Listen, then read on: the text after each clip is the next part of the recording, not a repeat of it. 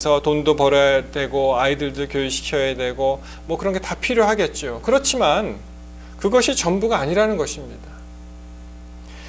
건강을 추구하는 사람은 건강이 전부다고 모든 것을 거기에 걸 수가 있지만 사실 우리는 다 죽는 거예요. 그렇지 않습니까?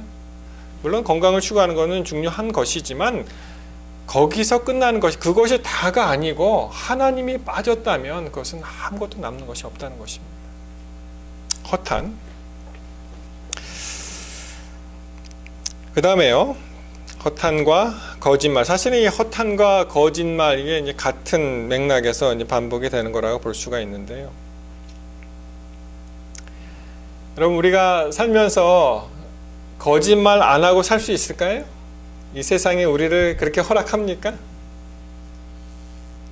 나는 거짓말 한 번도 해본 적이 없다 이러신 분 있으세요? 솔직하게. 없으세요? 큰일 났습니다. 하늘나라 가실 분 한 분도 안 계시네. 성경에는 그렇게 말씀하시잖아요. 뭐 작은 거짓말로부터 큰 거짓말이 있겠죠. 보면은 여러분 우리 남자들이 참 불쌍하잖아요. 사실은 우리 같이 사는 사람들 비율을 열심히 맞추지 않으면은 나중에 언제 무슨 일이 당할지 모릅니다. 그렇죠? 아내가 맛있게 음식을 했으면은 무조건 맛있다고 해야 돼요. 진짜로. 예? 아니면 큰일 납니다. 여러분 전에 브라질 사람인데요. 이야기를 들어보니까 이 남자는 일본 사람이에요. 여자는 이제 브라질 여인인데 이제 우리 교인입니다. 결혼을 했어요. 근데 뭐 서로 문화도 다르고 하니까 좀 안 맞겠죠, 아무래도. 근데 부인이 열심히 음식을 했는데 이게 맛이 없는 거예요. 이게 이 남자 생각에. 그래서 뭐라고 얘기했냐면은 부인이 맛있어. 그러니까 이것도 음식이냐고 이제 못 먹겠다고 그렇게 용감하게 얘기를 했습니다. 그 다음에 벌을 받았는데요. 이 부인이 절대로 음식 안 합니다. 그 다음부터는 남자가 다 하는 거예요. 그냥 말을 잘해야 됩니다. 아무튼 이 거짓말에 관해서 참 여러 가지 이야기가 있습니다만 그 유명한 추기경이 있었죠. 지금은 이제 자꾸 하셨는데 한국에 유명한 추기경이 있었는데 이분이 이제 해외 유학을 다녀오신 분이라 이렇게 추기경이니까 이 외국 사신들이 많이 오잖아요. 그러면 이제 서로 이렇게 이야기할 기회가 많이 있는데 이렇게 보니까 외국에서 오신 분하고 이렇게 자유자재로 얘기하니까 저분은 참 외국어를 참 잘하시네. 추기경은 몇 개 국어나 말할 수 있을까? 이렇게 사람들이 생각을 했어요. 주위에 있는 사람들이. 그러니까 이제 이 추기경이 뭐라고 얘기했냐면은 추기경 자신이죠. 당신은 2개의 언어를 이야기할 수가 있대요. 2개의 언어를 잘하는데 그 말이 무슨 말인지 무엇인지 맞춰보라 이렇게 얘기를 했습니다. 그러니까 이제 사람들 생각에 우리 추기경은 독일 유학을 갔다 오셨으니까 아마 독일어 그리고 일제 강점기에 생활했으니까 아마 일본어 그래서 독일어와 일본어가 아니겠는가 그랬더니 빙그레 웃으면서 아니라는 거예요. 그래서 다른 사람들이 영어로 이야기하는 걸 보았으니까 그러면은 영어, 독일어 이렇게 이제 조합을 맞춰 나가기 시작했습니다. 그러니까 또 아니다라는 거예요. 그래서 그 다음부터는 이제 스무고개를 합니다. 스무고개 아시죠? 이렇게 얘기하면은 또 이렇게 또 얘기하고 그러면 이제 계속 얘기해서 맞춰가는 것입니다. 그래서 이 스무고개를 하듯 이 2가지 언어를 갖다 계속 조합을 하는 거예요. 조합을 해요. 그러면 영어하고 일본어 그것도 아니고 그래요? 그러면은 독일어하고 우리나라 말 그것도 아니라 그러고 그래서 이제 심지어 무슨 언어까지 나왔냐면은 라틴어까지 나왔어요. 라틴어 성경 있잖아요. 그러면 라틴어하고 우리말이 아니냐 그랬더니 전부 틀렸다는 거예요. 아니라는 것입니다. 조합이 다 나왔는데 이제 더 이상 2가지 언어, 2가지 말에 대한 조합이 나올 게 이제 없는 것입니다. 그러자 더 이상 나올 말이 없을 때 이 추기경이 이렇게 웃으면서 이야기를 했습니다. 나는 말이야 2가지 말을 참 잘하는데 그게 뭐냐면 하나는 거짓말이고 하나는 참말이다. 이렇게 얘기했다고 합니다. 참 여러 가지를 생각하게 하는 그런 말이 아닐 수 없습니다. 우리가 이야기를 하면서 어떤 분이 이야기하기를 자기는 거짓말을 한 번도 안 했대요. 손 들어라 그러면 딱 나는 거짓말을 한 번도 안 했다. 그러면서 하는 말이 지금 처음으로 한 거라고 그렇게 얘기했습니다. 거짓말을 한 번도 안 하고 지금 처음으로 한 거라고. 이 거짓말에 관한 이야기가 우리 성경에도 많이 나오지요. 14만 4천인의 특징에 대해서 이제 말씀을 하시면서 계시록 14장 4절에 보시면 우리 잘 아시는 말씀입니다. 이 사람은 여자로 더불어 더럽히지 아니하고 정절이 있는 자라 어린 양이 어디로 인도하든지 따라가는 자며 사람 가운데서 구속을 받아 처음 익은 열매로 하나님과 어린 양에게 속한 자들이니 계시록 14장 5절입니다. 그 입에 거짓말이 없고 흠이 없는 자들이더라. 또 거짓말을 말하는 자에 대한 그 멸망에 관한 예언이 많이 있습니다. 계시록 21장 8절에 그러나 두려워하는 자들과 믿지 아니하는 자들과 흉악한 자들과 살인자들과 행음자들과 술객들과 우상 숭배자들과 모든 거짓말 말하는 자들은 불과 유황으로 타는 못에 참여하리니 이것이 둘째 사망이라. 또 같은 책 21장 27절에 무엇이든지 속된 것이나 가증한 일 또는 거짓말하는 자는 결코 그리로 들어오지 못하되 오직 어린 양의 생명책에 기록된 자들 뿐이라 말씀하십니다. 그런데 우리가 물론 거짓말은 하면은 안 되는 것이지만 사실 여기서 말씀하시는 거짓말은 약간 우리가 달리 생각할 수가 있습니다. 우리 요한계시록의 같은 저자인 그 요한이 여러 가지 책을 남겼죠. 그 중에 요한 1서에 보시면 요한 1서 1장 6절 만일 우리가 하나님과 사귐이 있다 하고 어두운 가운데 행하면 거짓말을 하고 진리를 행치 아니함이거니와. 우리가 하나님과 사귐이 있다 하고 계속 어떤 생활을 한다고요? 어두움에 행하면 거짓말하는 자라는 것입니다. 또 요한일서 2장 4절에 보시면 저를 아노라 하고 그의 계명을 지키지 아니하는 자는 거짓말하는 자요 진리가 그 속에 있지 않다 하는 것입니다. 그래서 우리가 생각할 때 주의 말씀이 우리의 생활을 지배해야 되는데 우리는 주를 믿는 사람이라고 공언을 하고 고백을 하지만 그 생활이 그런 생활을 하지 않는다면 그것은 거짓으로 이 세상을 사는 것입니다. 거짓말하는 사람이 되는 것입니다. 그래서 우리가 마음이 청결한 자는 복이 있다고 말씀하셨는데요.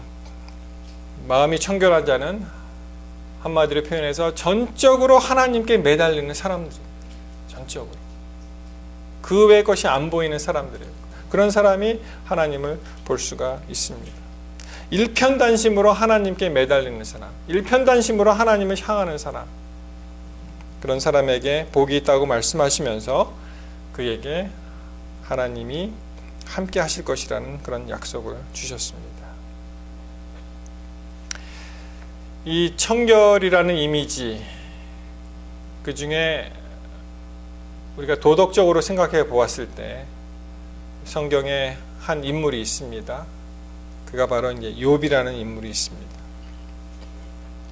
친구들이 순식간에 삽시간에 모든 가족을 잃어버리고 또 재물을 잃어버린 욥에게 그 친구들이 방문을 하죠. 방문을 하는데 참 여러 가지 이야기가 이제 진행이 됩니다. 욥기를 읽어보시면 그 친구들이요 가장 조문을 잘했을 때가 7일 동안이라 그래요. 아무 말도 안 했을 때, 아무 말도 안 하고 옆에서 그 아픔을 같이 느끼고. 근데 그들이 이제 입을 벌리기 시작하면서 이제 논쟁이 이제 시작이 되죠. 그들의 논쟁은 이것입니다. 욥 보고 내가 정말 그렇게 도덕적으로 깨끗하다면, 네가 정말 의로운 사람이라면 하나님이 왜 너에게 벌을 주셨겠느냐 하는 것입니다. 이렇게 계속 공격을 하는 거예요. 욥이 대답을 합니다. 그것도 내가 알고 싶다는 거예요. 그렇지만 나도 모르니까 답답하다는 것이죠. 그리고 나중에 이제 하나님께서 말씀을 하시죠.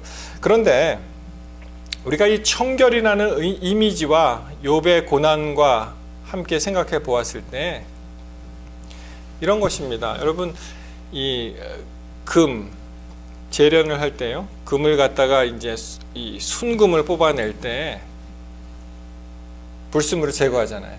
그렇죠? 그러면서 뭐 저도 그냥 이 상상으로만 하고 직접 제가 안 해봤으니까 뭐 여러 가지 매체를 통해서 본 것을 보면은 그것을 끓여서, 그렇죠? 그 메탈을 끓여서 아주 정한 그런 순금만을 이제 정제하는 그런 것을 알 수가 있듯이, 이 청결하게 되는 사람에게 우리의 모든 하나님 외에 불필요한 모든 잡다한 그런 것들을, 그런 어떤 고통의 시간을 통해서 하나님께서 인생을 한번 정리하시고 또 순수한, 순결한, 청결한 그런 사람으로 나올 수 있도록 그렇게 인도하시지 않나 생각을 해봅니다. 그것이 욥과 또 많은 경우에 우리의 생애를 통해서 이 고통이라는 이 감추어진 그 은혜를 통해서 우리에게 온다는 것을 알 수가 있습니다. 그러나 욥이 끝까지 하나님을 버리지 않았어요. 정말 일편단심으로 하나님께 매진을 했습니다. 그리고 하나님을 구한 그런 욥에게 간증과 같은 그런 말씀이 있죠. 우리 함께 보시겠습니다. 욥기 19장 것입니다. 욥기 19장 25절. 이 고통을 통하여 정말 마음과 몸이 청결하게 된 욥에게 이 모든 것이 지나갈 때 욥이 이렇게 간증을 합니다. 자, 보십시오. 19장 25절. 내가 알기에는 나의 구속자가 살아계시니 후일에 그가 땅 위에 서실 것이라. 26절. 나의 이 가죽 이것이 썩은 후에 내가 육체 밖에서 하나님을 어떻게 한다고요? 하나님을 보리라. 예수님을 여기서 나타냅니다. 구속자가 살아계시니 후일에 그가 땅 위에 서실 것이라. 그리고 하나님을 본다고 그가 고백을 합니다. 우리가 이러한 고통의 축복에 대해서 많은 이야기를 하고 또 생각을 하게 됩니다. 그러나 결국 끝까지 우리가 이 세상을 살면서 이해할 수 없는 일들이 많이 일어나죠. 어쩌면 우리가 이 세상에서 생을 마감하기 전까지도 그것에 대한 대답을 확실히 얻을 수 없을지도 모릅니다. 많은 경우에 아마 하늘에 올라가서 이 욥이 정말 그 미래를 보면서 그의 간증과 같이 토로했을 때 우리가 하늘에 올라가서 그러한 모든 궁금증이 풀리게 될지도 모르겠습니다. 사랑하는 성도 여러분, 우리 하나님께서 여러분과 저의 삶 속이 청결하고 순결하고 전결한 그런 삶을 원하십니다. 많은 경우에 이것이 고통이라는 어떠한 감추어진 축복, 시련을 통해서 온다고도 볼 수 있는데요. 그것을 견뎌내는 사람, 정금과 같이 나오는 그런 사람에게 하나님을 볼 수 있는 그런 특권이 주어진다고 생각을 합니다. 어떻게 하면 우리가 청결해질 수 있습니까? 깨끗해질 수 있습니까? 성경은 말씀하십니다. 요한일서 1장 7절에 보시면 저가 빛 가운데 계신 것 같이 우리도 빛 가운데 행하면 우리가 서로 사귐이 있고 그 아들 예수의 피가 우리를 모든 죄에서 깨끗하게 하실 것이요. 예수의 피가 우리를 모든 죄에서 깨끗하게 하실 것이요. 이 같이 가는 성경절 요한일서 1장 9절에 보시면 만일 우리가 우리 죄를 자백하면 저는 미쁘시고 의로우사 우리 죄를 사하시며 모든 불의에서 우리를 깨끗하게 하실 것이라고 또 말씀하십니다. 그래서 이 두 가지 성경절 합치면 우리가 죄를 자백하고 예수님을 찾을 때 예수님의 그 보혈의 피로 우리를 깨끗하게 하신다고 우리가 생각할 수 있습니다. 이 단어가 잘 안 쓰이는 단위죠. 저는 미쁘시고 의로워서. 이 미쁘다는 말이 무슨 말일까요? 여러분 이런 성경책 읽으실 때 어떻게 기억하십니까? 어떻게 읽으셨어요? 미쁘시고. 예, 많은 분들이 이게 이쁘다를 갖다가 미쁘다로 예쁘게 썼구나. 아름다운 미가 아니냐. 그것이 아니고요. 이게 믿을만하다 이런 뜻입니다. 미쁘사 그러면은 그분은 믿을만하시고 이런 뜻입니다. 시편 119편 9절에 보시면 청년이 무엇으로 그 행실을 깨끗해 하리이까? 주의 말씀을 따라 삼갈 것이니라. 우리가 행실을 깨끗할 수 있는 것은 주의 말씀에 기초되어서 우리가 생활할 때 우리가 깨끗하게 살 수 있는 것입니다. 종합해 보면 우리가 회개하고 우리의 죄를 자백하고 하나님께로 돌아가지요. 그러면 예수님께서 능히 우리의 모든 죄를 깨끗하게 해주실 뿐더러 우리가 그의 말씀을 따라서 매일매일 그냥 간혹 가다가